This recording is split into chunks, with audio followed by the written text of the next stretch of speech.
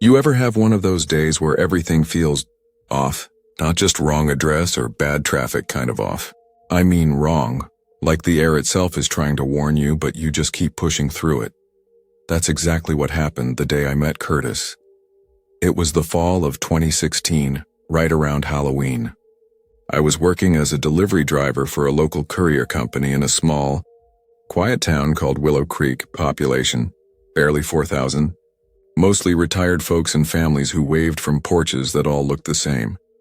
I had the late shift that day, which I hated. The sun dipped behind the trees way too early, and the whole town turned shadowy and strange. You'd think a place so small would feel cozy at night, but trust me, it didn't. It felt like something was watching you from every dark window. Anyway, I had 3 stops left before I could clock out, all in a newer development at the edge of town called Whispering Pines. Real estate folks loved calling it that, but I always thought it sounded like the title of a ghost story. And that evening, it sure lived up to the name. I dropped off 2 packages, nothing unusual. Plastic skeletons rattled in the wind on one porch. A jack-o'-lantern with a half-melted face flickered on another. Pretty standard stuff. Then came the last address, 17 Gray Elm Lane. As I was scanning the label, I noticed a beat-up silver sedan barreling down the street toward me. No headlights, engine growling too loud for a car that size. It screeched to a halt just a few feet behind my van. The driver leaned on the horn, long, aggressive, like he wasn't just impatient. He was mad. I sighed, thinking, probably someone late for dinner. I waved politely and moved my van to the side. But the car didn't move. Instead, the driver got out. He slammed the door so hard, it echoed down the whole street. This guy was maybe mid-30s, unshaven, hair wild like he'd just rolled out of bed, or maybe hadn't slept at all. His t-shirt had something smeared on it, mud. Food, I wasn't sure. He looked at me like he already hated me. "Where's my package?" he growled. No hello, no explanation. "Just straight-up aggression, I'm sorry," I said, trying to sound calm. "I was supposed to get a delivery today," he said, stepping closer. "Don't play dumb." "Where is it?" I took a slow breath, trying to size him up. His eyes were bloodshot and twitchy, and he kept glancing around like he was waiting for something. Or someone. "All right," I said carefully. "Can you tell me your name and address?" "I'll check my list," he barked out. "Curtis?" "My name's Curtis. 17 Gray Elm, and I better be on that damn list." I checked. Nope, not on my manifest. The 3 deliveries I had were already done, I told him that. Calm, clear, respectful, he didn't like that one bit. "So what, you skipped me?" he snapped. "You think you can just steal my stuff and walk away?" Before I could explain that different drivers handled different packages in that neighborhood, he took a step right up into my face.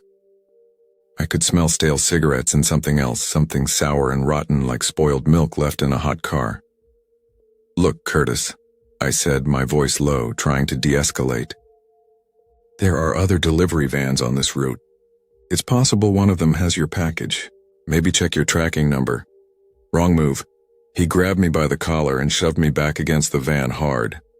I hit the metal with a loud thunk and my heart jumped into my throat. Now I've dealt with angry customers before. People who swear. People who film you for social media. People who leave weird notes on the door. But this guy?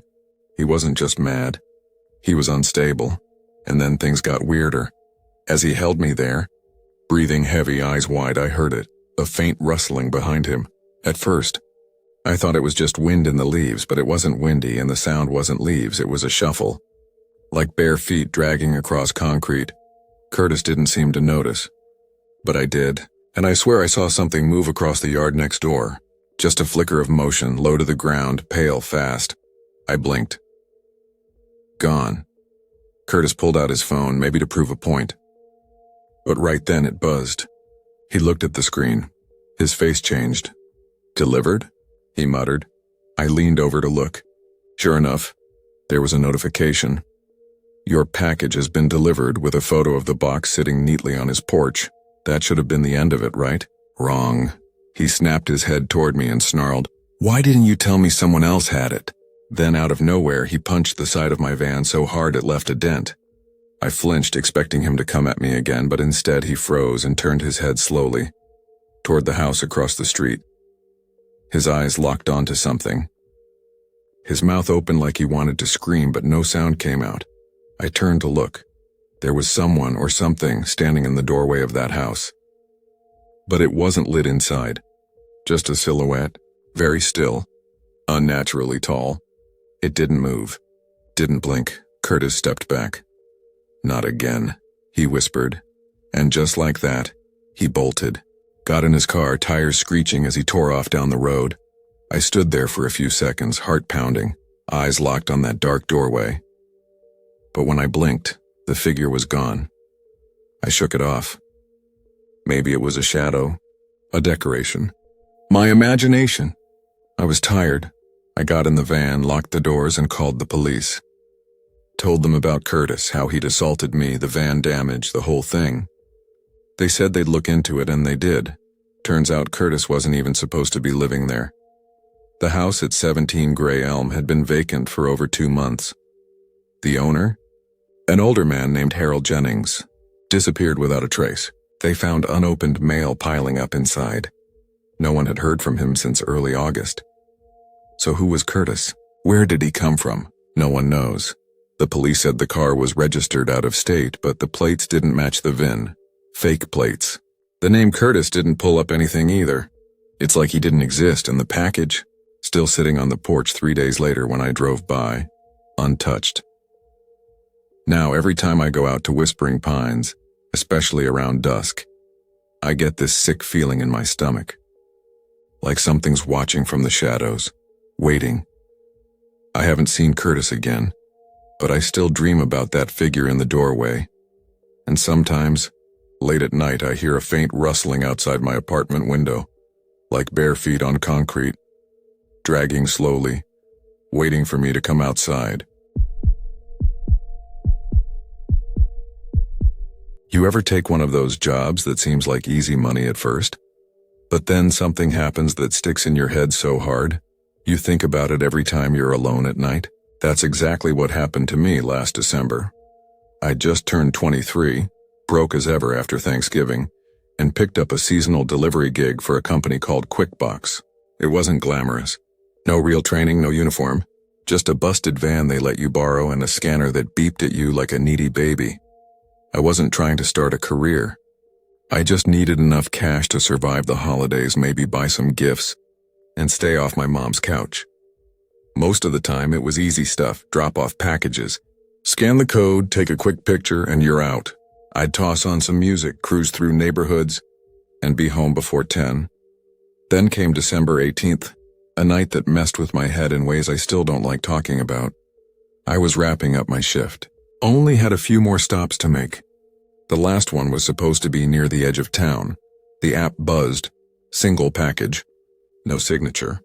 Delivered to 113 Wicker Road. ETA 9:42 p.m. Wicker Road? Never heard of it. I zoomed in on the map. It was a skinny gray line weaving into the woods way past where normal roads end. Nothing else on the street. No gas stations, no streetlights. Just black trees and cold dirt. My first instinct was to skip it. But I was already so close to finishing my night and I figured it would be fast. 1 box. A picture done. I regret that choice. The second I turned onto Wicker Road, I felt it. It wasn't just dark, it was wrong. The kind of darkness that didn't feel natural. Like the trees had soaked up all the light and weren't giving it back. No lights. No houses. Just woods on both sides of a narrow road that barely fit my van. The further I drove, the more my GPS freaked out. The screen kept glitching, bouncing between recalculating and "you've arrived" even though I hadn't passed a single driveway. I was about to turn around when I saw it. A bent-up old mailbox leaning sideways, almost swallowed by vines, painted in flaking red numbers, 1 and 13. I slowed to a crawl. Gravel crunched under the tires. My headlights hit the house and I swear to you it looked like something out of a nightmare. It was a 2-story house but lopsided, slouched to one side like it was tired of standing. The wood was gray and rotten in places, pieces missing from the porch railing. Windows were just black squares. The front door looked like it hadn't been opened in years. Still, I thought, just a delivery. Take the picture. Leave. I grabbed the small brown box and stepped out into the cold. The silence was thick, like it pressed on your skin. Not the normal quiet you get in the woods. This was heavy, wrong. I walked up the gravel path, crunching loudly. Each step sounded like it echoed, but the echo didn't bounce back. It just disappeared. I knocked once. No answer, no big deal.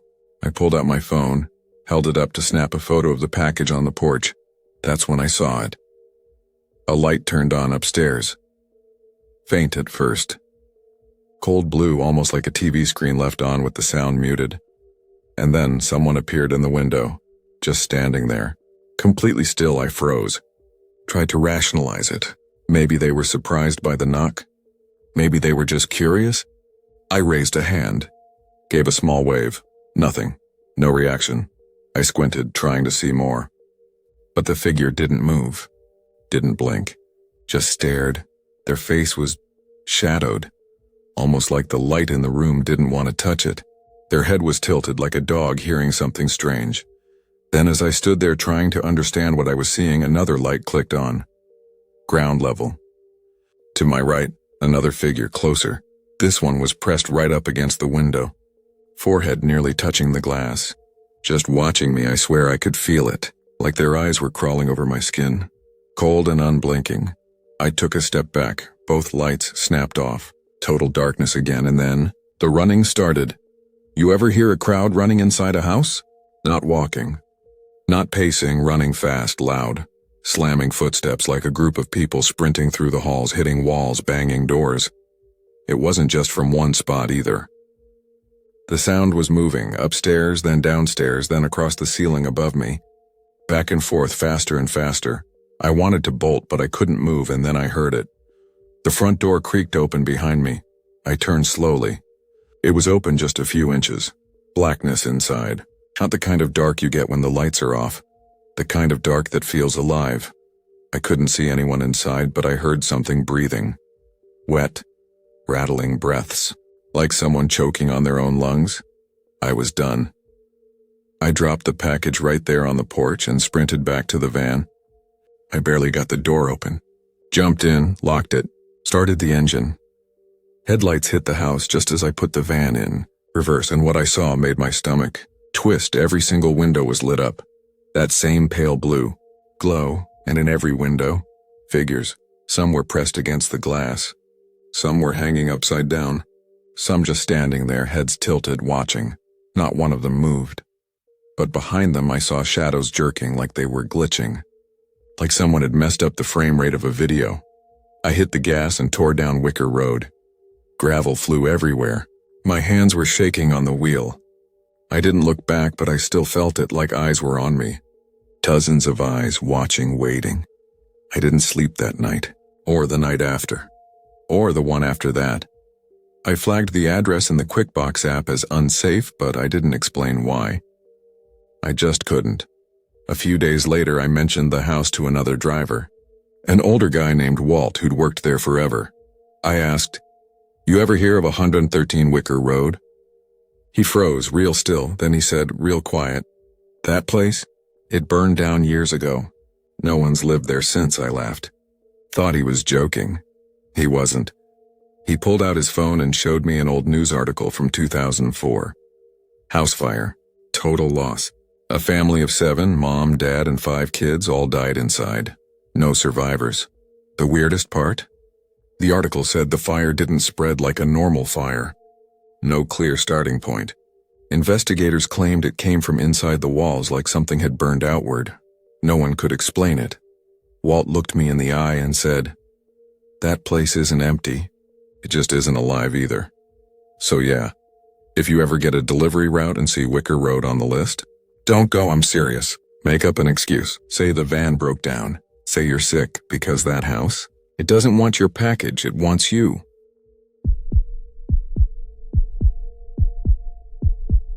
Told by Milo Carter, 32, delivery driver in Central Virginia, spring of 2023. Alright, let me just say right off the bat, I'm not the kind of guy who jumps at shadows. I've worked delivery routes for nearly 7 years now, and I've seen plenty of weird stuff. Naked dudes answering the door, Creepy mannequins in yards, even a guy who had 22 cats watching me from the window like a horror movie. So yeah, I've been around. But what happened last spring out in Briar Hollow? That's different. That stuck with me. So this all went down in late April, just when the weather was starting to warm up but the nights were still cold enough to make your breath fog up. I was working the late shift for a delivery company. Nothing fancy, just dropping off packages around the back roads of Central Virginia. I'd started my route around 3 p.m., and by the time I hit my second to last stop, it was already edging toward 8. The sun was dipping low behind the trees, casting these long, skinny shadows across the pavement. Most of the houses in that part of town were spaced far apart. Quiet farmland, old barns, and miles of woods. Pretty, but also the kind of place where your cell signal vanishes and nobody hears you scream if something goes sideways. The app pinged with my next delivery. A single medium-sized box going to a house I'd never seen before. The address popped up as 81 Grindle Way, Briar Hollow. Never been there. I tapped to accept and followed the GPS down an old, barely there road. More like 2 ruts carved through the dirt than a real driveway. The deeper I went, the weirder it felt. The trees grew closer together until they were practically leaning over the car. Every few seconds I had to squint to make sure I wasn't about to hit a branch or a pothole the size of a sinkhole. The GPS said it was only a 5-minute drive, but it felt way longer. No streetlights, no houses in sight, just woods pressing in like they were trying to swallow the road whole. And then I saw it. The house. If you can even call it that. It looked like it had been built 100 years ago and forgotten. The roof sloped down hard on one side like it had given up halfway. The paint was mostly gone, peeled away by time and rain, leaving behind gray wood and moldy green patches. One of the upstairs windows was boarded up with what looked like warped, water-damaged planks. And the porch. The porch was sagging so bad I wasn't sure it could even hold a squirrel. But none of that was what made me slam the brakes. No. It was the statue. Right there in front of the porch, standing dead center at the base of the steps, was a statue of an angel, about 4, maybe 5 feet tall. Its wings folded close to its back and its hands were covering its face like it was crying. At first, I thought it was one of those generic garden statues people buy at Lowe's or something. But then I noticed the details. The way the stone looked cracked and mottled like it had been crying for years. The way the fingers were too long, too thin. Almost human, and worst of all, the way it felt. I know how this sounds, I do. But the second I laid eyes on it, I felt like I had swallowed a mouthful of cold water. Like I was standing in a graveyard, and something had just turned to look at me from behind a tree. My skin went tight. My chest got heavy. It felt like the whole place was holding its breath. I didn't want to get out of the car, but the app wouldn't let me mark it as delivered unless I got closer. So I pulled up slowly, headlights flicking across the front of the house. Nothing moved. No lights inside, no sound. Just that statue staring into its own hands like it was mourning something ancient and awful. I waited. 5 seconds, 10, nope, not happening. I backed the car up, turned around, and got the hell out of there. I figured I'd just mark it as undeliverable and leave a note. But when I pulled back out onto the main road and tried to do just that, the app wouldn't let me. Big red text popped up. Too far from delivery location. Please return to complete delivery. I cursed out loud. The kind of slow, tired curse that comes from knowing you're about to do something really stupid because your job is watching. So, like an idiot, I turned back. This time, the road felt even darker. The trees seemed tighter. I could have sworn I passed the same twisted branch 3 times. My stomach was in knots and I had the dumbest thought. What if the statue moved? I rolled up slow, and sure enough, when the house came into view, the porch looked the same, but the statue was gone. Gone. I blinked, squinted, turned on the high beams. Nothing. Just empty porch steps and dead leaves swirling in the wind. I got out of the car. I don't know why. Curiosity? Stupidity? Maybe I just needed to see it for myself.